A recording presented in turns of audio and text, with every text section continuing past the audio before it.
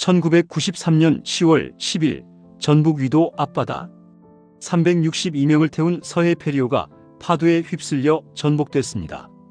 단 30분 만에 110톤급 여객선이 바닷속으로 사라졌습니다. 차가운 바다 위 구명조끼는 108개뿐이었습니다. 사람들은 아이스박스를 붙잡고 버텼지만 292명이 숨지고 단 70명만 살아남았습니다. 위도 앞바다 차가운 파도 속에 잠든 292명의 넋을 기억하며 안전한 바다를 만들어가야 한다는 책임감을 되새깁니다. 지금 30분간의 악몽 서해 페리오 침몰을 되돌아봅니다. 위도는 전북 부안군에 속한 작은 섬이었습니다. 서해 최고의 감성돔 낚시터로 손꼽히며 매 가을이면 전국의 낚시꾼들이 몰려들었습니다. 주말이면 부두에는 쿨러와 낚싯대를 든 사람들로 가득했고 작은 마을 골목마다 회를 써는 칼소리와 숙소를 찾는 발걸음이 이어졌습니다. 하지만 이 섬에서 나갈 수 있는 교통편은 하루 한 번뿐이었습니다. 오전 출항 후엔 그날 더 이상 배가 없었기에 섬 사람들과 낚시객 모두에게 서해 페리오는 사실상 유일한 탈출구였습니다.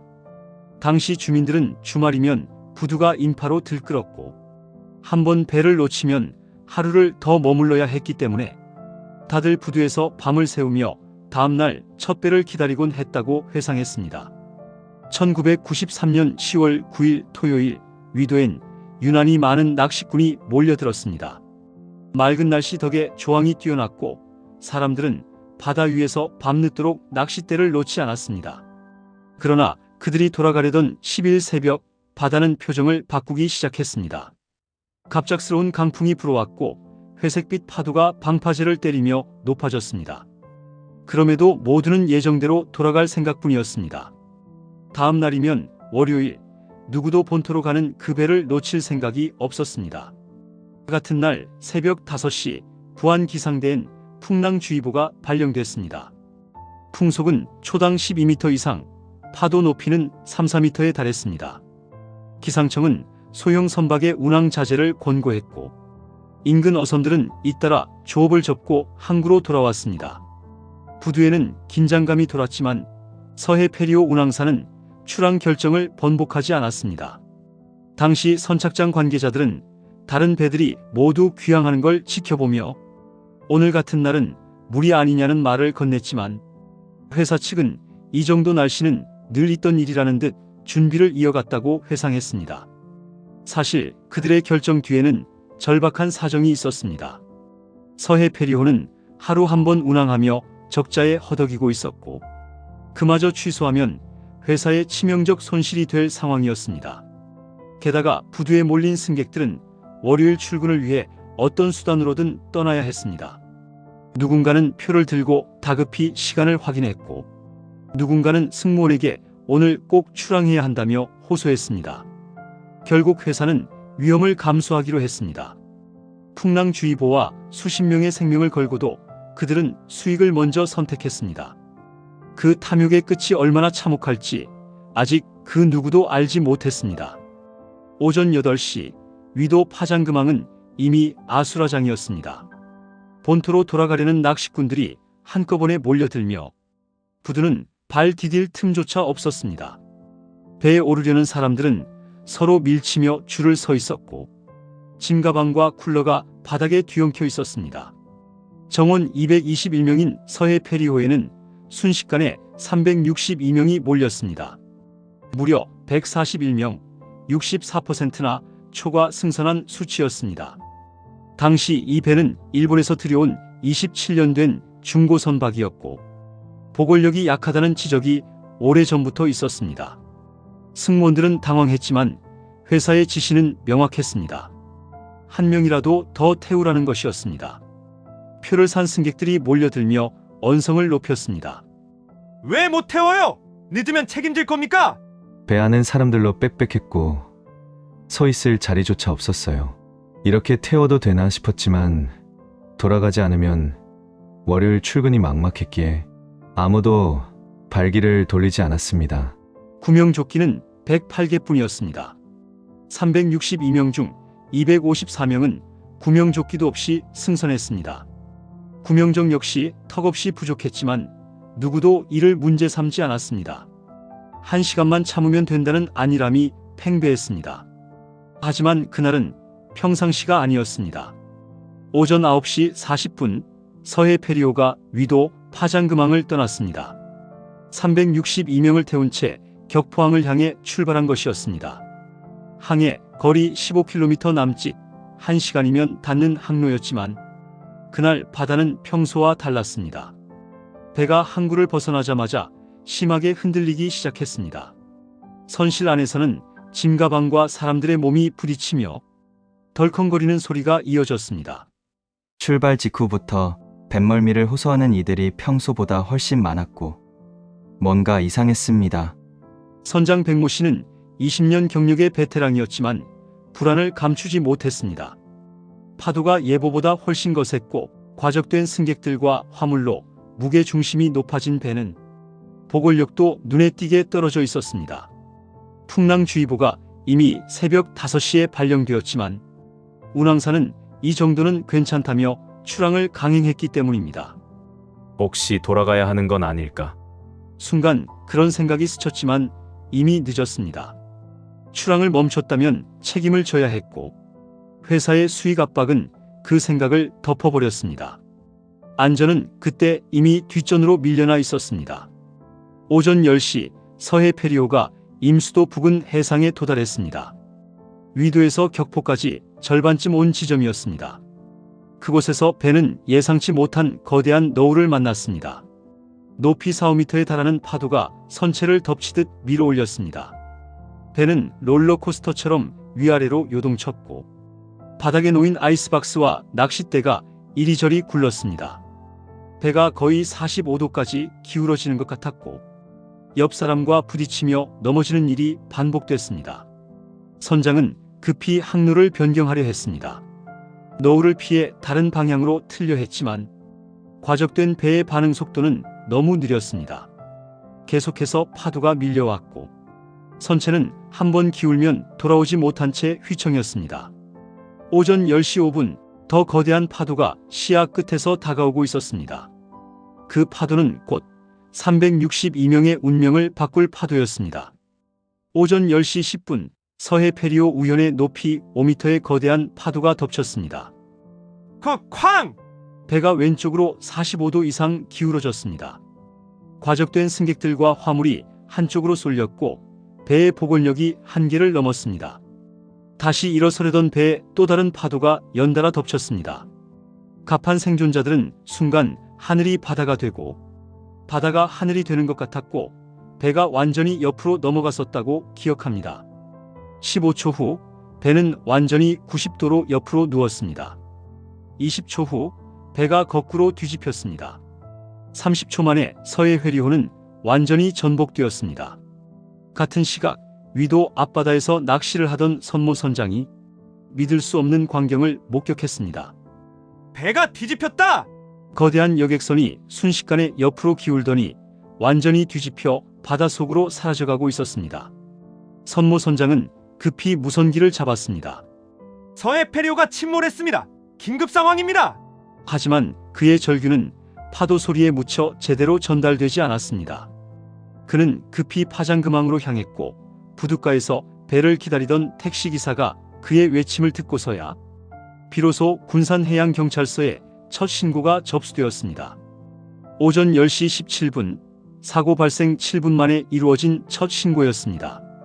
그 7분이 얼마나 긴 시간이었는지 바다는 이미 알고 있었습니다. 362명이 한꺼번에 15도의 차가운 바다에 빠졌습니다. 살려주세요! 도와주세요! 절규가 바다를 울렸지만 주변에는 아무도 없었습니다. 망망대해 그들만이 남겨진 것이었습니다. 배가 기울어지자 선실안은 순식간에 지옥으로 변했습니다. 좌석에 앉아있던 사람들이 한쪽으로 쏠리며 테이블과 의자가 연쇄적으로 쏟아져 사람들을 덮쳤고 비명과 신음이 뒤엉키며 공포가 번졌습니다. 차가운 바닷물은 발목에서 무릎, 허리까지 순식간에 차올랐습니다. 물이 너무 빨리 차올라 숨을 쉬기조차 힘들었고 사람들은 출구를 찾아 헤맸지만 배가 옆으로 누우며 문이 열리지 않았습니다. 창문은 너무 좁아 탈출이 거의 불가능했습니다. 문고리를 잡은 손은 미끄러졌고 밀려드는 물살에 몸은 제멋대로 휘둘렸습니다. 패닉에 빠진 사람들은 서로를 밀치며 문을 두드렸습니다. 30초 후 선실은 완전히 물에 잠겼습니다. 탈출하지 못한 이들은 그대로 바다 밑으로 가라앉았습니다. 겨우 빠져나온 이들을 맞이한 건 숨 돌릴 틈도 없는 절망이었습니다. 10월의 서해 수온 15도의 차가운 물이 온몸을 파고들며 체온을 앗아갔습니다. 더 치명적인 문제는 구명조끼의 부족이었습니다. 362명 중 구명조끼는 108개뿐이었습니다. 생존자들은 낚시용 아이스박스와 스티로폼 부표, 부서진 나무판 조각에 매달렸습니다. 옆에서 할아버지가 도와달라고 외쳤지만 저도 살기 바빴습니다. 임시 부유물들은 한두 명도 지탱하기 어려웠고 사람들이 몰려들자 함께 물속으로 가라앉기 일쑤였습니다. 잠깐만 붙잡게 해줘. 손을 내밀던 이들도 얼마 못 가 힘이 빠져 손을 놓았습니다. 15도의 바다는 그들의 생존 시간을 무자비하게 깎아내리고 있었습니다. 사고 발생 30분이 지나자 진짜 지옥이 시작되었고 15도의 바닷물은 사람들의 체온을 무자비하게 빼앗아갔습니다. 처음엔 살려주세요. 여기 있어요. 라고 외치던 목소리가 점점 가늘어지며 파도 소리에 섞여 사라졌습니다. 춥다, 힘이 안 들어간다는 탄식이 이어졌고 저체온증은 손끝부터 감각을 앗아가 몸을 굳게 만들었습니다. 생존자들은 손가락 감각이 사라지며 붙잡은 부유물이 미끄러져 나가던 순간을 떠올렸고 바로 옆 사람이 조용해지는 끊어짐을 기억했습니다. 노인과 어린이는 먼저 위험에 놓였고 가족들이 흔들어 깨워도 몸은 반응하지 않았습니다. 붙잡지 말라 해도 붙잡을 수밖에 없었고 붙잡으라 해도 얼어붙은 손은 더 버틸 수 없었습니다. 1시간이 지나자 바다 위의 사람 수는 절반으로 줄었고 물결 위에는 숨이 가쁜 신음만 남았습니다. 누가 얼마나 더 버틸 수 있을지 아무도 장담할 수 없었습니다. 바다는 차가웠고 시간은 잔혹했으며 체온은 끝을 향해 미끄러지고 있었습니다. 같은 시각 위도 앞바다에서 낚시를 즐기고 있던 종국호 승객들은 갑작스러운 무선 교신에 당황했습니다. 서해 페리오가 침몰했다고? 정말입니까? 이종훈 선장은 즉시 현장으로 향하자고 제안했지만 낚시객들은 거부했습니다. 우리를 다른 섬에 내려주고 가세요. 우리까지 위험해질 필요가 뭐 있습니까? 하지만 이종훈 선장은 포기하지 않았습니다. 우리는 지금 좋은 공기를 마시고 있는데 그분들은 바닷물을 먹고 사경을 헤매고 있습니다. 당신들이 그런 처지를 당했다 생각하고 날 믿고 가시죠. 그의 간곡한 설득에 마음이 움직인 낚시객들이 함께 현장으로 향했습니다. 오전 11시 30분 절망의 수평선 위로 작은 점 하나가 흔들리며 다가왔고 누군가의 떨리는 외침이 물결을 가르듯 번졌습니다. 배다! 배가 온다! 그 점은 곧 종국호가 되었고 사람들은 남은 힘을 짜내 팔을 흔들며 존재를 알렸습니다. 바다 위에 흩어진 손짓과 신음이 하나의 방향으로 모일 때 어선의 엔진음은 구원처럼 가까워졌습니다. 1시간의 악전고투 끝에 종국호는 44명을 구조해냈습니다. 한 척의 작은 배가 44명의 생명을 살려낸 기적이었습니다. 오전 11시부터 오후 2시까지 구조는 멈추지 않았고 총 46척의 작은 배가 파도를 헤치며 사람들을 끌어올렸습니다. 종국호에 이어 20여 척의 어선들이 줄지어 몰려왔습니다. 한 척에는 5, 6명씩 포개듯 실렸고 젖은 몸들이 맞부딪히며 체온을 나누듯 떨었습니다. 구명조끼가 없어도 어민들은 물로 뛰어들어 팔과 어깨로 인명을 붙잡아 올렸습니다. 우리가 아니면 누가 하겠나라는 마음 하나로 그들은 맨몸으로 바다의 냉기와 맞섰습니다. 부서진 스티로폼 조각과 아이스박스, 낚싯대와 밧줄이 즉석의 구조도구가 되었습니다. 다급한 손놀림 사이로 괜찮다, 이제 안전하다는 짧은 문장이 심폐소생처럼 반복되었습니다. 어떤 배는 횟수를 셀 수조차 없을 만큼 사람을 실었고 어떤 배는 물을 먹어 기침하는 이를 끝까지 부여잡았습니다. 그렇게 건져 올린 생명이 총 70명, 전체 생존자였습니다. 만약 그들이 없었다면 생존은 한 자리 숫자에 머물렀을지 모릅니다. 바다의 일을 아는 사람들이 그날은 바다에서 사람을 건져 올렸습니다. 오후 1시 30분 해경과 해군 함정이 지평선을 넘어 모습을 드러냈지만 생존 골든타임은 이미 멀어져 있었습니다. 대형 장비와 조직적인 수색이 시작됐으나 바다 위에는 부유물과 텅 빈 구명조끼만 흔들릴 뿐이었습니다. 구조대는 살아남은 이들보다 먼저 떠오르는 시신을 마주해야 했고 파도는 그들의 손을 더디게 만들었습니다. 공식 보고는 생존 70명, 수습된 시신 180명, 실종 112명으로 이어졌고 숫자는 빠르게 채워졌지만 공허했습니다. 늦게 도착한 전문성은 일찍 도착한 용기를 대신하지 못했습니다. 아무도 탓할 수 없지만 모두가 가슴을 치는 시간은 길었습니다. 바다는 더 줄 수 없다는 듯 조용했고 사람들은 더 빼앗기지 않겠다는 듯 서로를 감쌌습니다. 그날의 공백은 이후의 매뉴얼과 훈련이라는 이름으로 오래 남게 됩니다.